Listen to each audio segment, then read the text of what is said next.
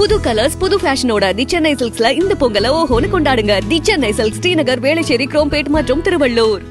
தூத்துக்குடியில் அதி கனமழை மற்றும் வெள்ளத்தால் ஏற்பட்ட பாதிப்புகளை ஆய்வு செய்வதற்காக வந்துள்ள மத்திய குழுவினர் மாவட்ட ஆட்சியர் அலுவலகத்தில் ஆலோசனை மேற்கொண்டு வருகின்றனர். இதுகுறித்த கூடுதல் விவரங்களோடு இணைகிறார் எமது செய்தியாளர் முத்துராமன். வணக்கம். இந்த ஆலோசனை குறித்தான முழுமையான விவரங்களை பதிவு செய்யலாம். வணக்கம்.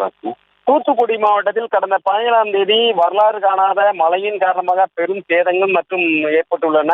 தூத்துக்குடி மாவட்டத்தில் கனமழை மற்றும் குளங்களில் உடைப்பு காரணமாக வெள்ளத்தால் ஏற்பட்ட பாதிப்புகளை மத்திய குழு இன்று 2ஆம் கட்டமாக 2 குழுவாக ஆய்வு செய்கிறது. தேசிய பேரிடர் மேலாண்மை குழு ஆலோசகர் கர்னல் KP6 தலைமையில் 7 பேர் கொண்ட குழு தூத்துக்குடி வருகை தந்து தற்பொழுது தூத்துக்குடி மாவட்ட ஆட்சியர் அலுவலகத்தில் ஆலோசனை கூட்டத்தில் ஈடுபட்டு வருகின்றனர் குறிப்பிடத்தக்கது. ஆலோசனை கூட்டம் முடிந்து பின்பு இக்குழுவினர் 2 பிரிவுகளாக பிரிக்கப்பட்டு, அதாவது தற்பொழுது தூத்துக்குடி மாநகர பகுதியில் அதிக சேதமான பகுதியிலான